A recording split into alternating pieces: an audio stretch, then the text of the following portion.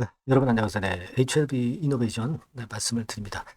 자, 지금 이제 우리가 한 주간을 마무리가 됐는데 좀 2.37% 내리면서 마무리가 됐어요. 그래서 아직까지는 강한 반전이 나오고 있지는 않습니다. 지금 뭐 최근에 우리가 블락딜이 전개된 부분에 대해서 주주분들이 상당히 신경을 좀 많이 쓰고 계실 거로 그렇게 보여집니다. 이 블락딜이라는 것이 사실 여러 가지 이유에서 발생할 수도 있는데, 그럼 HLB 이노베이션 같은 경우는 어떤 케이스로 블록딜이 진행됐을까, 이 부분을 한번 생각해 볼 필요가 있겠고요. 그리고 이제 두 번째로는 우리가 사모펀드에 좀 가격이 낮게 HLB 계열사 지분들이 매도가 된 것에 대해서 그걸 좀 아쉬워하긴 하는데요. 또 이걸 또 그 다음 과정을 또 역으로 보면 외인들에 의해서 이 지분이 일부가 또 외인들이 또 매수를 했거든요. 그래서 이 과정을 우리가 한번 더 자세히 살펴보는 그런 시간을 좀 가져봐야 되겠고, 향후 주가 예상, 이걸 한번 해보는 그런 시간을 가져보도록 하겠습니다. 자, 그리고 영상 후반부에는 여러분들이 승부를 걸어볼 수 있는 승부주를 한 종목 제가 소개를 드릴 거니까 요거는 꼭 여러분들 공략 잘 하셔서 대박 내시기 바랍니다. 자, 그럼 HB 이노베이션 바로 말씀드릴게요. 여러분 뭐 최근에 참 어렵지만 그래도 구독, 좋아요, 알림 설정 계속 보내주시는 거는 감사하게 여기고 있고요. 저도 나름대로 좋은 정보 캐치해서 여러분들한테 도움이 될 수 있는 영상을 계속 드리도록 하겠습니다. 많은 성원 부탁드리겠습니다. 자, 그럼 이노베이션인데 여러분 우리는 아직까지 지난 11월 26일에 HLB 특수관계인이 460만 주 매도를 하고 이걸 사모펀드에서 매수를 한 이 부분에 대해서 좀 퀘스천 마크로 두고 있는 상황입니다. 그죠? 자, 여러분, 이 HLB 특수 관계인들 중에서 그리고 가만히 보면은 한 가지 기업이 좀 눈에 띄기도 합니다. 아마 공시를 자세히 살펴보신 분들은 알고 계실 거라고 보여지는데요. 자, 그거를 한번 살펴볼 필요가 있습니다. 에포케라는 회사가 있어요. 에포케라는 회사가 있습니다. 여기 이제 보시면 대량 보유 상황 보고서에서 세부 변동 내역을 보면 여기 있죠. 에포케라고 있습니다. 에포케. 여기도 같이 매도를 한 60만 주 정도 했던 부분입니다. 근데 이 에포케는 이 진 회장이 100% 지분을 갖고 있는 그 기업이 바로 에포케입니다. HLB의 계열사이면서 HLB의 특수 관계인으로 지금 현재 묶여 있죠. HLB 그렇게 돼 있는 상황입니다. 근데 지금 현재 보면 여기도 이제 60만 주를 같이 매도를 했던 그런 부분이 이제 눈에 띕니다. 근데 이 에포케의 이 물량은 제가 볼 때는 과거에 1회차 시비를 HLB 이노베이션이 발행을 했을 때 이때 노마드 투자조합이라고 하는 곳이 1회차 시비 250억을 인수를 했었죠. 근데 이 노마드의 최대 주주가 바로 이 에포케입니다. 그죠?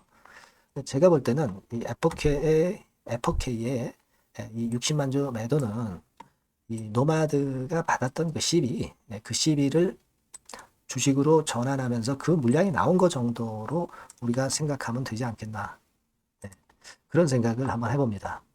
네. 그러니까 이 에포케에서도 60만 주 물량이 나온 것에 대해서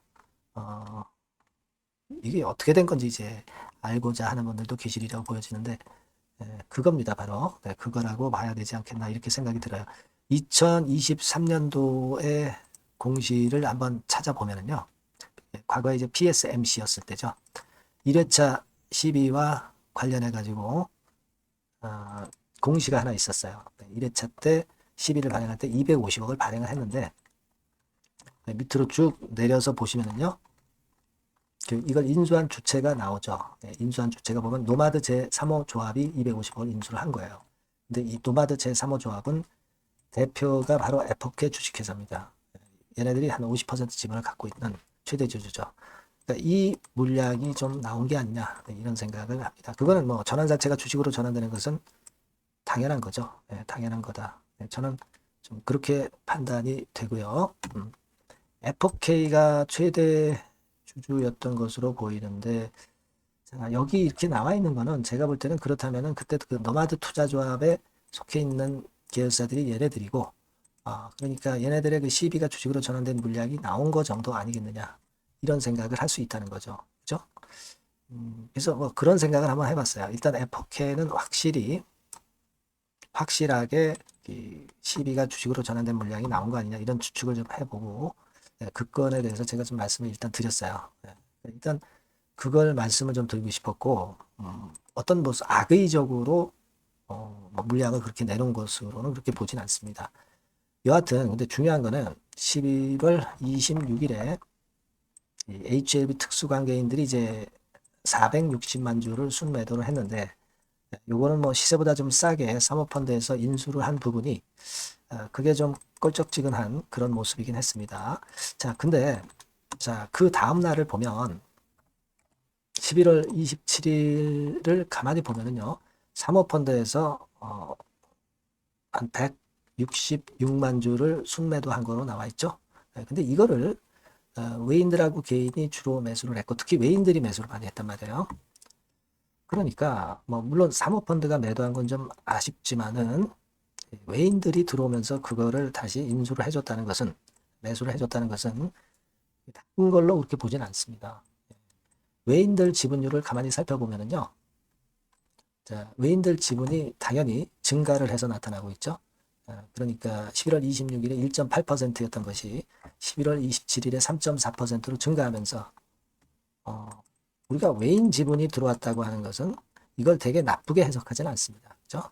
그래서 이 부분이 발생했기 때문에 우리가 뭐 너무 크게 염려하는 그런 건의 상황으로 생각을 굳이 할 필요는 없겠다는 생각도 들어요.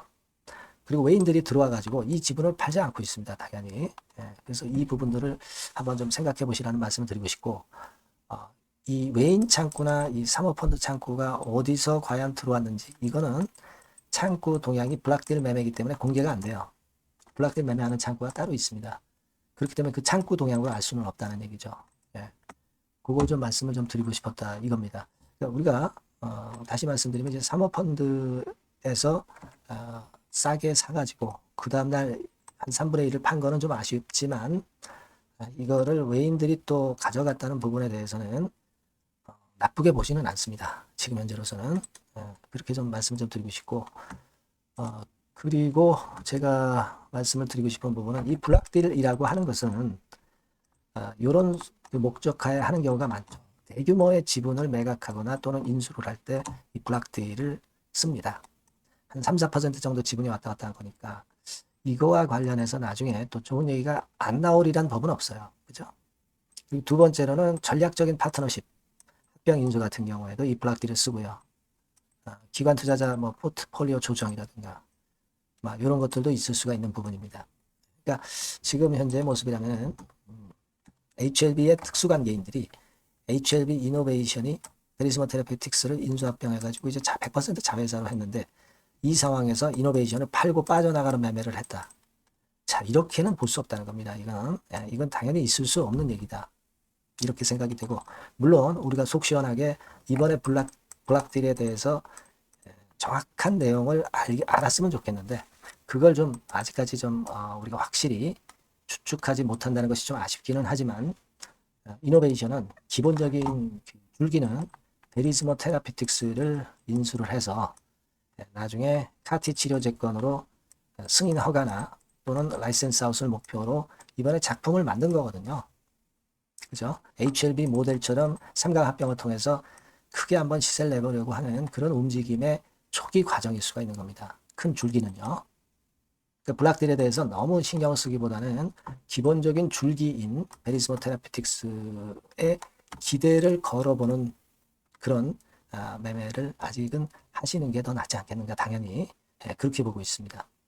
지금 그리고 주가가 좀 흘러내리니까 좀 아쉽기는 하지만, 뭐 사실 지금 현재 이런 구도라면은 뭐 이런 라인대 뭐 2,500원 가격선 통 크게 보면 뭐 이런 라인대를 완전히 이탈해서 내려가는 흐름은 아니기 때문에 이 정도의 기준선은 지켜주고 있잖아요. 우리가 그걸 생각해 봐야 되고, 그리고 이 이노베이션 같은 종목은 호재가 나오면 그냥 한두 방으로 바로 만회를 합니다. 이때도 그랬지만은요. 그죠? 뭐 한 달간의 하락하던 흐름을 한두 방으로 하루 이틀 만에 바로 만회시키는 그런 패턴을 보였던 예가 많습니다. 이때도 그랬고요. 네, 이때도 그랬고. 그러니까 그걸 우리가 좀 일단 그런 건에 대한 긍정적인 생각을 좀 가져가야 되지 않겠느냐 이런 생각을 하고 있어요. 아시겠죠? 그래서 여하튼 이노베이션과 관련해서는 색다른 재료나 또는 신속한 재료나 뭐 이런 것들 나와서 여러분들이 꼭 매매를 긴급하게 하거나 이 정보를 꼭 아셔야 할 때는 제가 바로바로 그 정보를 드렸으면 좋겠고요. 그 정보를 좀 받고 매매 사인을 바로바로 받으실 분들은 이노베이션이라고 문자를 꼭 이 번호로 주세요. 그래야 제가 여러분들에게 이런 정보를 드릴 수가 있습니다. 그뿐 아니라 뭐 궁금한 거 소통도 되고요. 추천주도 나갈 수 있고요. 그렇게 제가 도움을 좀 드리는 것이 필요해 보입니다. 네, 이노베이션이라고 꼭 문자 주셔서 도움을 좀 받으세요. 저도 최선을 한번 다해보겠습니다. 자, 그리고 제가 승부주를 말씀을 드린다고 그랬어요. 네, 요거 지금 말씀드릴 테니까 말씀 잘 듣고 꼭 대박 내시기 바랍니다. 네, 여러분, 자, 승부주. 네, 여러분들이 승부를 걸어볼 만한 종목, 더블 승부주입니다. 네, 더블 승부주 하나 소개를 드리도록 하겠습니다. 주가는 여러분 3만 원에서 6만 원 정도로 보시면 되겠고요. 네, 섹터는 산업재에 속한다고 보시면 돼요. 네, 그리고 시총은 변동성 크고 등락만 많은 중소형주 아니고요. 네, 대형주 쪽에서 선택을 해봤습니다. 목표는 더블 가격대예요. 네, 뭐 물론 이제 더블에서 3더블도 갈 수 있고 더 갈 수도 있습니다. 하지만 현실적인 목표를 더블 가격대 정도로 말씀드리고 싶고요. 자, 투자 기간은 이제 빠르면 1개월, 네, 그리고 늦어도 3개월 안에 승부를 낼 수 있는 승부주를 말씀을 좀 드립니다. 그럼 먼저 여러분들이 그 차트부터 한번 보도록 하겠습니다. 네. 아무래도 차트가 좋아야죠. 네, 수급이 좀 좋아야 우리가 할 만한 거라고 볼 수가 있어요. 네, 자, 지금 요런 종목이에요. 그러니까 이건 주봉 차트인데 여러분들 지금 화면에서 보시는 바와 같이 5주, 20주, 60주, 120주까지 전부 정배열 패턴으로 지금 현재 전개가 되고 있는 종목이죠. 그래서 자, 여기서 보시다시피 한 1년 반 동안 가지다가 이제 막 터지기 시작한단 말이에요. 이제 막 터지기 시작하기 때문에 사실 이 전에 차트 흐름이 없는데요. 자, 요 정도에서 좀 고점이 형성이 돼 있죠. 네, 그래서 여기서 치고 나간다면은 이 정도까지 최소한 더블 정도는 우리가 목표로 할 수 있는 그 종목입니다, 여러분. 1년 반 동안 다졌기 때문에 그만큼 상승 초기이기 때문에 이 폭발력이 대단히 크겠죠. 네, 그렇게 보시면 되는 종목이고요. 자, 그리고 다음으로 이제 우리가 특징적인 걸 볼 것은요. 밸류업 지수에 편입이 된 종목입니다, 여러분. 이 밸류업 지수에 편입이 되면은 주주 환원 정책이 엄청 좋은 기업만 여러분 밸류업 지수에 편입되는 거 잘 아실 겁니다. 그래서 이 밸류업 지수에 편입이 된 종목이기 때문에 그만큼 우리가 강력한 모멘텀을 형성을 할 가능성이 높겠다 이거예요. 코리아 밸류업 지수가 100종목만 있죠. 100종목. 100종목만 있습니다. 뭐 200종목도 아니고 300종목도 아니에요. 자, 그만큼 이런 기준에 적합한 그런 종목만을 밸류업 지수로 선정을 하기 때문에 이 밸류업 지수에 편입됐다는 것은 엄청난 모멘텀이 있다. 네, 이렇게 보셔야 돼요. 네. 자, 그리고 실적을 한번 볼까요? 네, 실적을 한번 보면 자, 이렇게 돼 있어요, 여러분. 그러니까 이게 우리가 그냥 뭐 차트 좋고 괜찮다 그래서 그냥 무조건 하는 게 아니라 실적도 점검을 해야 돼요. 영업이익이 작년 동기 대비해서 무려 한 60% 증가했어요. 네. 그리고 누적을 해서 3분기까지 실적으로 본다면 누적 영업이익이 작년 3분기까지의 누적 영업이익의 더블입니다, 여러분. 더블. 네. 100% 증가한 그런 종목이다. 그만큼 우리가 믿고 할 수 있는 종목이다. 네. 그렇게 볼 수 있겠죠, 여러분. 네. 그렇게 볼 수 있고요. 사실 지금 여러분 트럼프가 당선이 되면서 예전에 그 투자하신 분들은 잘 아실 거예요. 굴뚝주. 이 굴뚝주들이 더 각광을 받고 있어요, 여러분. 이 굴뚝주 쪽에 속한 종목이라고 보시면 돼요. 이제는 환율이 높고 하기 때문에 이 굴뚝주가 가능성이 좀 있고 트럼프가 가만히 보면은 이 굴뚝주 쪽에 많이 그 정책을 정책을 뭐 밀고 나가는 그런 패턴이 있다 이거예요. 그러니까 트럼프 관련해서도 그 큰 줄기에 트럼프 정책 관련주라고도 볼 수가 있는 거예요, 여러분. 네, 그 부분이고요. 그 다음에 우리가 한번 요거 한번 볼 필요가 있습니다. 해외 유사 기업하고 비교를 한번 해보니까 피어 그룹 해외 유사 기업과 이제 비교를 하는 거죠. 해외 평균이 이제 퍼가 한 21배 그리고 PBR이 한 4.4배의 유사한 종목들의 흐름입니다.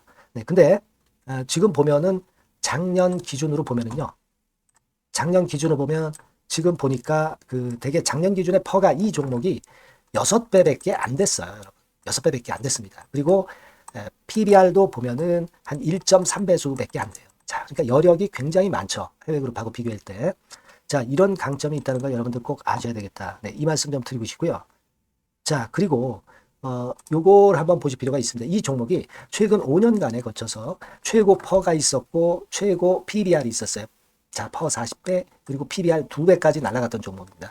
근데 작년 기준으로 해서 보니까 퍼가 6배밖에 안 됐고요. PBR은 1.3배밖에 안 됐어요. 그러니까 여력이 굉장히 있다. 네, 이 부분을 우리가 분명히 아실 수 있고 그럴 수 있는 부분입니다. 자, 요런 강점이 있는 종목이다 이런 얘기입니다.